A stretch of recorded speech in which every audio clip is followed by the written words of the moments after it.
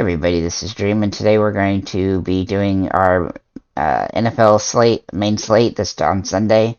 I hope to do more videos of NFL in the coming weeks, but this week I'm just going to do the main slate, uh, and then hopefully next week I'll do like the Thursday slate and stuff like that. But with that said, let's go ahead and get into the quarterbacks and stuff.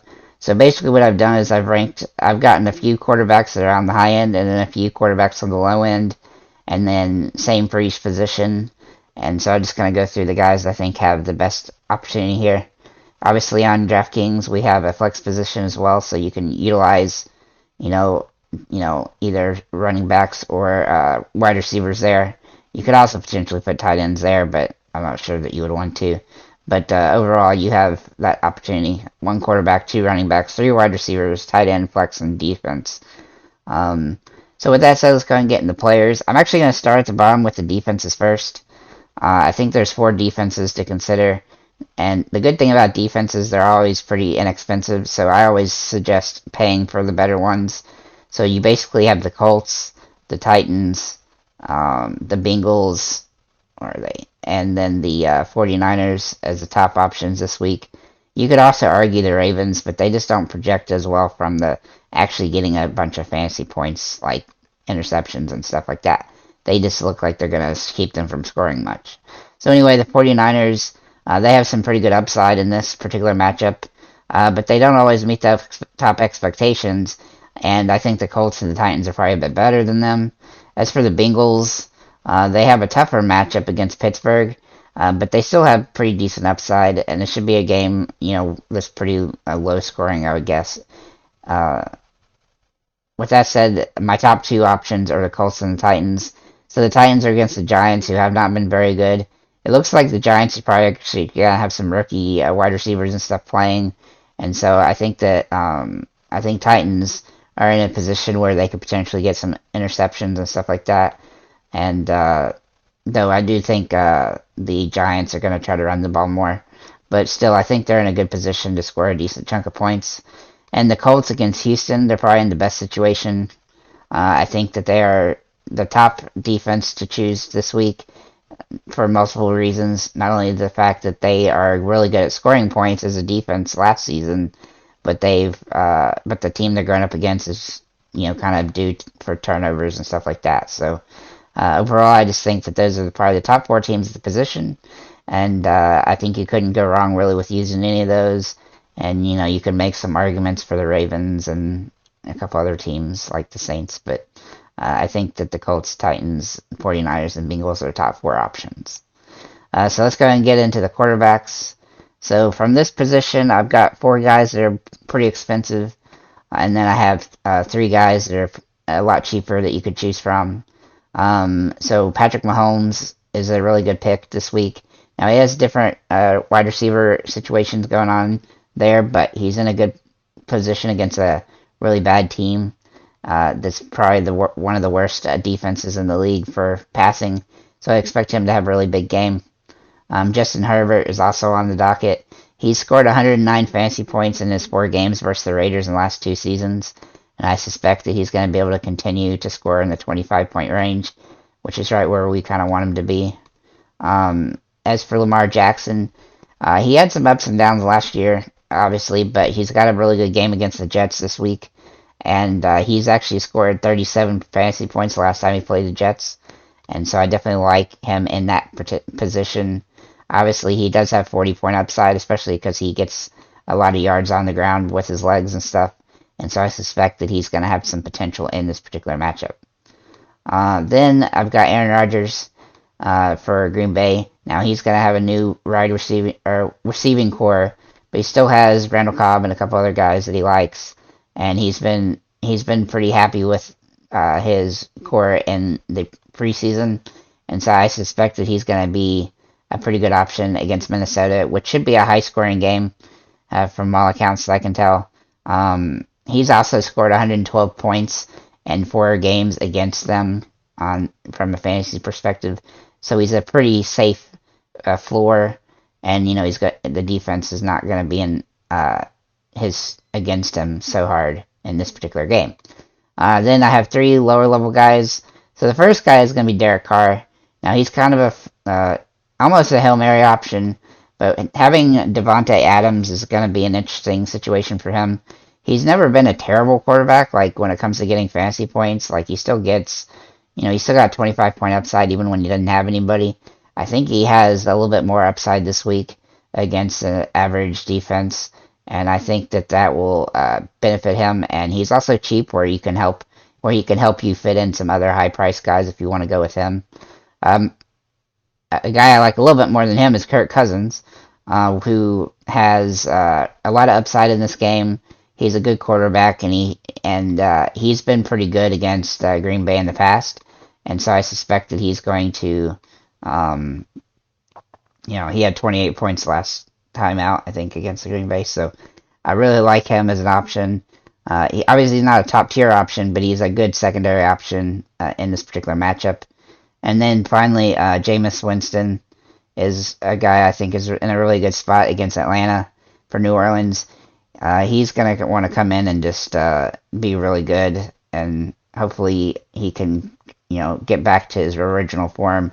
He can be a really great quarterback when he's going, so I really like him as an option against Atlanta, who's just a terrible defense. Let's go ahead and get in the running backs. So we have pretty much the same situation. I've got some of the top running backs, and then I got some lower end guys and some kind of Hail Mary options that you could potentially take a look at. So first of all, let's go ahead and get to the top here. Christian McCaffrey. I mean, I don't know if there's anybody else that's in a better position than him. He's got one of the worst defenses to go against. Cleveland's defense is not very good. And he's going to have an opportunity here to just, ball out. He's just a really good running back, and they expect to go for him a lot. The next guy I like is Austin Eckler for LA Chargers, against Las Vegas. Both games against Las Vegas last season, he scored 28 and 32 fantasy points. I look for him to continue that against a sub-average team, and especially on their ground. Las Vegas is not good. So Jonathan Taylor is the next guy I like for Indiana. He's got actually a lot of upside in this match. In 4 career games, he's had 100 total fantasy points between those 4 games, and so he's in a pretty good spot.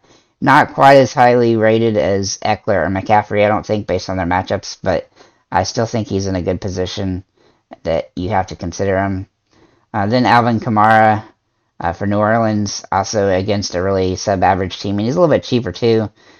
He should be pretty involved in the offense as well. You do have to check beforehand to make sure that he's not suspended for the game. That's a possibility this week. But if he isn't, then he's definitely somebody you want to take a look at. And then Dalvin Cook for Minnesota. Not only does he tend to get good rushing yards, but he also gets some targets and receiving yards, especially when Kirk Cousins is playing. And so I really like him with Kirk Cousins because, Kirk likes to play with him. And he's a very dynamic player. He can score points in various ways.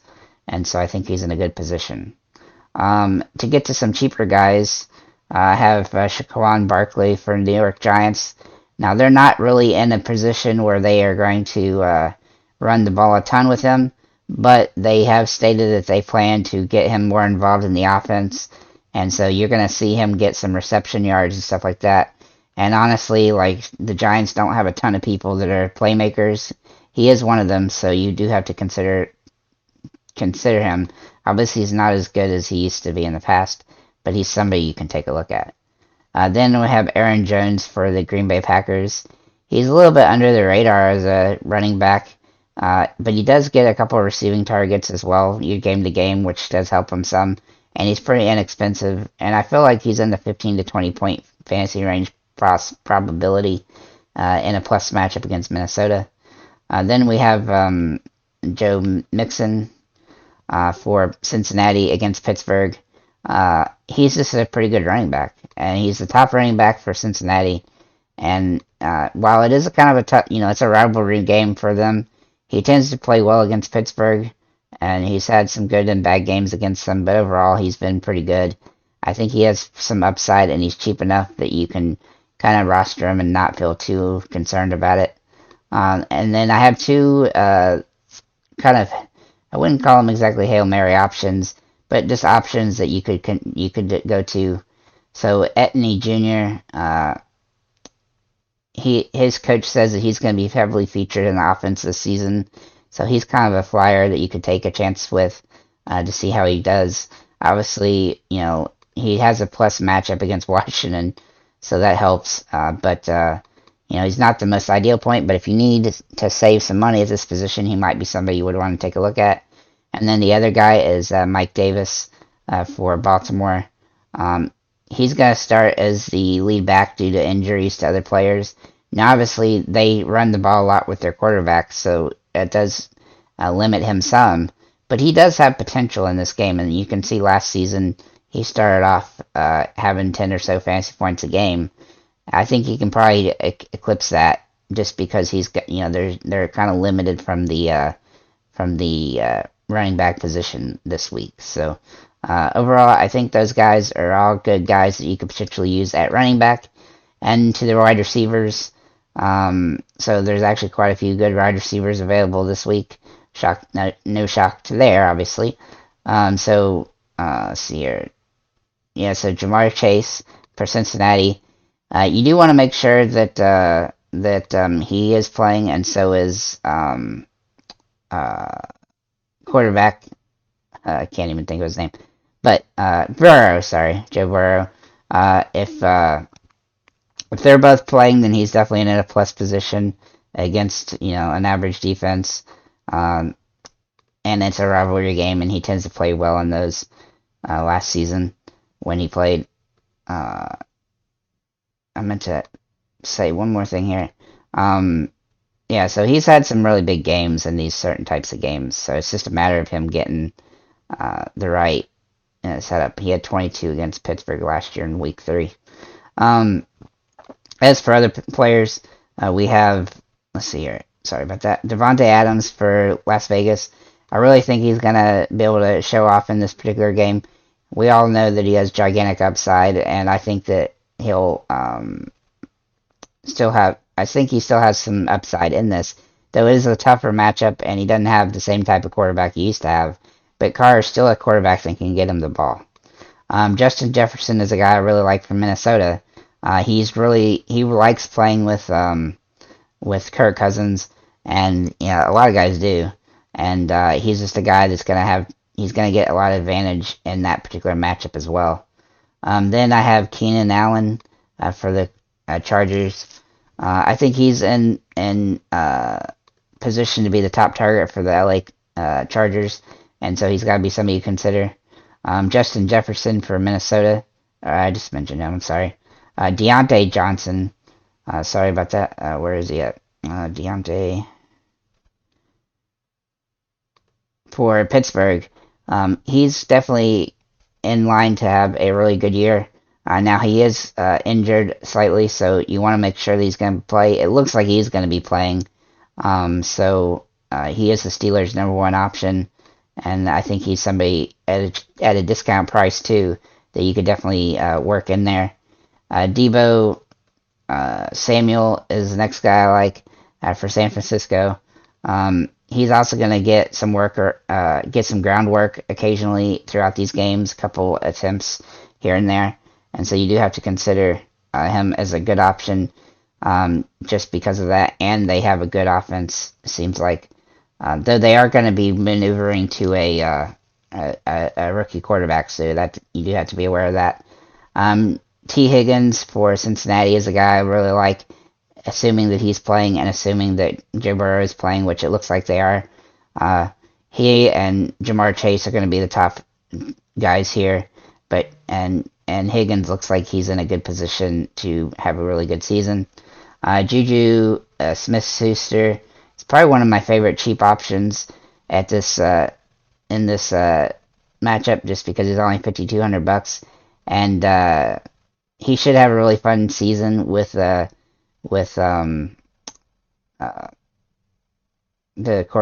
quarterback. My brain is a little bit slacking. Patrick Mahomes. Sorry about that.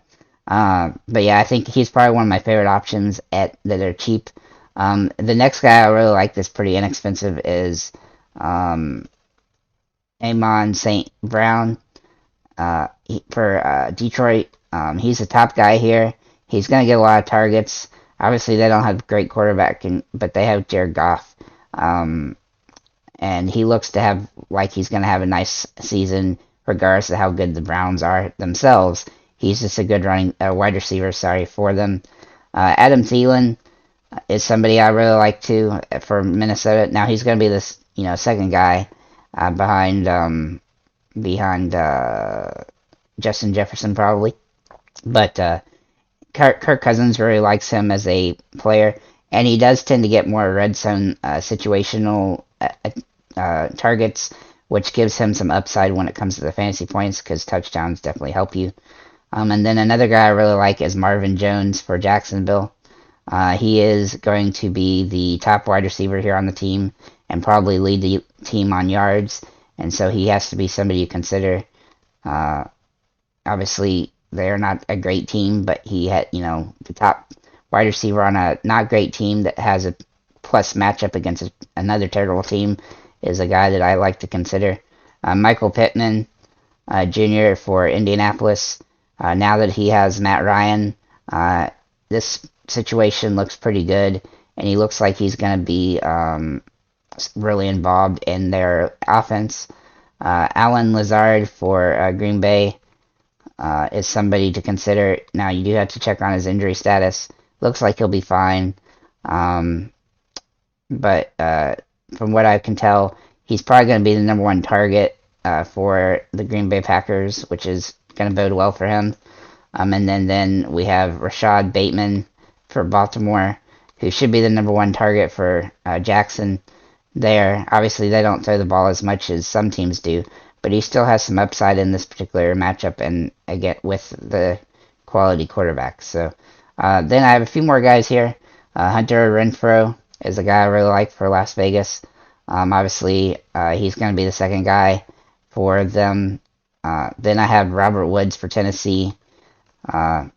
He should be the number one option for the Tennessee Titans, and I definitely like his production when he was at Buffalo in the past, and I think he'll be somebody that we can rely on as a decent, cheap option this week. He has, 30-point upside in this particular matchup. Then we have Christian Kirk for Jacksonville. He's going to be the second guy. He's kind of in a similar situation to Robert Woods, to Renfrow from the Las Vegas.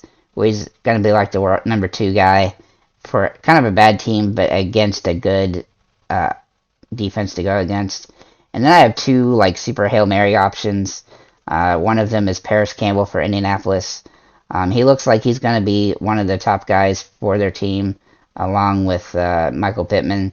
And it looks like Matt Ryan is really high on him, and so we definitely like that potential in this particular situation. The other guy that I like as a kind of a Hail Mary option is Wan'Dale Robinson from the New York Giants.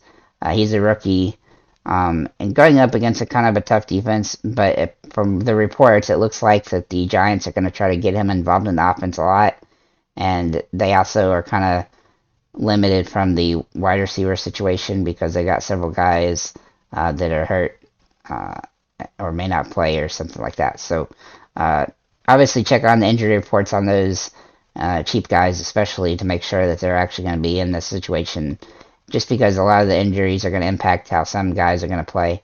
And so lower price guys like them are definitely people you have to make certain that they're going to be on the depth chart week to week.